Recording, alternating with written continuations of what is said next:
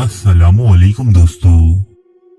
आज जिस खप्ती बादशाह का किस्सा हम आपको सुनाने वाले हैं, इसे किसी एक गुनाह या किसी एक जुर्म की वजह से याद नहीं किया जाता, बल्कि इसकी गुनाहों की फहरिस्त बहुत तवील है। इतनी तवील कि इसके पागलपन से इसकी अपनी औलादें और इसकी चहेती बीवियां तक महफूज न रह सकी। इसे अपने तख्त और इक्तिदार से इस कदर मोहब्बत थी कि ये अपने खिलाफ किसी भी साजिश का हल्का सा भी शक गुजरने पर मशकूक शख्स को कत्ल करवा देता, फिर भले ही वो इसका अपना ही बेटा क्यों न हो। ये जिक्र है यहूदियों के बादशाह हेरोड आजम या हेरोड दी ग्रेट का। हेरोड के नाम के साथ आजम या ग्रेट इसलिए लगाया जाता है कि इसके दौर में कौमी बनी इसराइल बहुत ज्यादा खुशहाल और दौलतमंद थी। इसके अलावा हैकल सुलेमानी की असरी नौ तामीर का सहरा भी इसी बादशाह की सर जाता है। ये बादशाह सन 74 कबली मसीह यानी हजरत ईसा अलैहिस्सलाम के इस दुनिया में तशरीफ लाने से 74 साल कबल पैदा हुआ। कुरान मजीद से कबल नाजिल होने वाली आसमानी किताब इंजील में भी इस बादशाह का तस्करा मौजूद है। बाइबल के मुताबिक जब हजरत ईसा अलैहिस्सलाम की पैदाइश का वक्त नजदीक था, तो मशरिक से एक तवील सफर के बाद 3 मजूसी यरूशलेम आए। इन्होंने बादशाह हेरोड को बताया कि बैतलहम नामी कस्बे में यहूदियों का बादशाह पैदा होने वाला है। वो ऐसा बादशाह होगा कि जिसकी आने के बाद तमाम बादशाह और सल्तनतें अपना वकार खो देंगी और तमाम दुनिया पर उसी की हुक्मरानी होगी। हेरोड ये सुनकर बहुत परेशान हुआ। उसने मजूसियों से कहा कि तुम बैतलहम जाओ और जब तुम्हें यहूदियों के उस बादशाह का दीदार नसीब हो तो मुझे भी उसकी निशानी बताना, ताकि मैं भी वहां जाकर इसकी ताजीमो इकराम कर सकूं।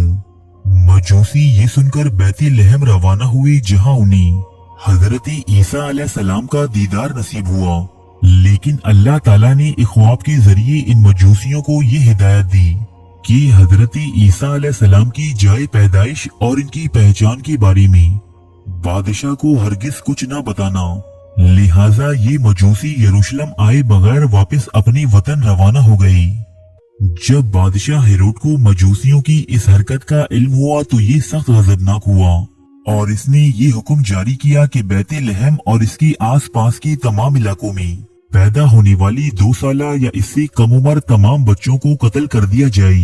रिवायात कहती हैं कि इस कत्लेआम में हेरोड के अपने 3 बेटे भी कत्ल हुए, जो मुख्तलिफ बीवियों की बतन से थे।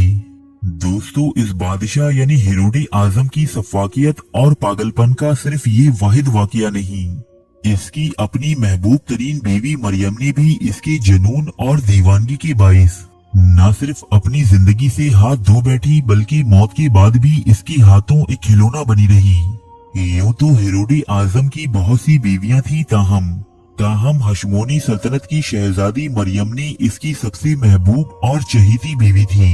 हशमोनी शहजादी मरियम ने अपने हुस्न और दिलकशी के हवाले से भी खासी शोहरत रखती है। यूरोप के बहुत से नामवर मुसव्विरीन ने अपने फनपारों में इसकी खूबसूरती को दिखाने की कोशिश की है। हेरोड अपनी बीवी के लिए इस कदर दीवाना था कि वो इस पर किसी गैर मर्द की नजर पड़ना भी गवारा नहीं करता था। बादशाह हेरोड आजम ने अपनी बीवी मरियमनी के तमाम खानदान को अपने खिलाफ एक मुतवक्का साजिश के जुर्म में पहले ही कत्ल कर डाला था। ताहम वो हमेशा इस बात से खौफजदा रहता कि इसकी बीवी मरियम ने, जो हेरोड के मुकाबले में काफी जवां साल और कम उम्र थी, इसके मरने के बाद किसी और शख्स से शादी कर लेगी और फिर वो इसकी मलकियत में चली जाएगी। अपनी इस डर के बाइस बादशाह हेरोड ने अपनी ही बीवी मरियमनी पर किसी गैर शख्स से नाजायज ताल्लुकात का इल्जाम आयद करके इसे मौत की घाट उतार दिया। ताहम ये खबती बादशाह इस मासूम शहजादी की मौत के बाद भी इसे आजादी देने पर रजामंद न हुआ। इसने अपनी महबूबा को ताउमर अपने साथ रखने का एक अनोखा मंसूबा बनाया। दोस्तों, जमानाए कदीम में कि जब रेफ्रिजरेटर इजाद न हुए थे, तो फलों या दीगर मुख्तलिफ चीजों को महफूज रखने के लिए ये तरीकाकार इख्तियार किया जाता था कि उन्हें शहद के मर्तबानों में डबो दिया जाता। शहद में ये तासीर होती है कि वो चीजों को गलने, सड़ने या खराब होने से महफूज रखता है।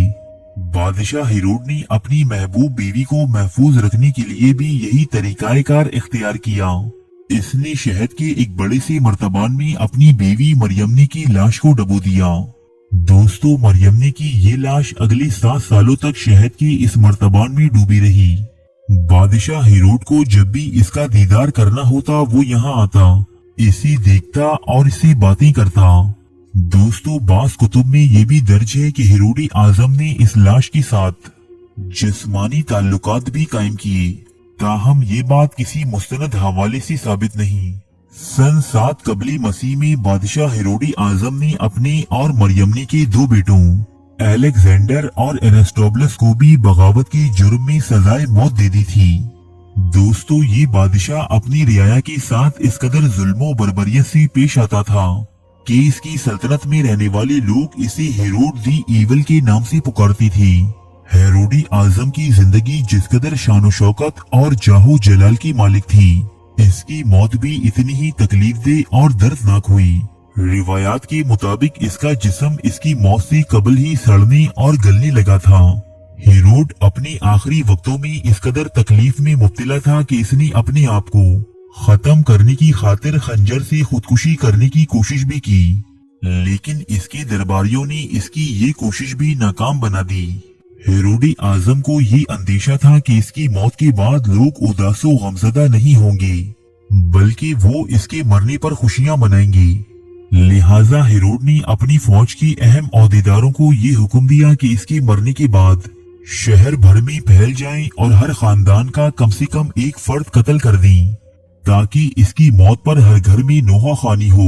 ताहम हेरोड के मरने के बाद इसके बेटे आर्किलियस और इसकी बहन सलोमी ने हेरोड की इस आखिरी ख्वाहिश पर अमल दरामद होने से रोक दिया। इस बादशाह का मकबरा आज भी यरूशलेम शहर से 12 किलोमीटर दूर जबली फरीदीस पर वाक़ है। इस पहाड़ी को हेरोडियम भी कहा जाता है, क्योंकि बादशाह हेरोड ने अपने मरने से कबल यहाँ एक महल और एक छोटा सा कस्बा तामीर करवाया था।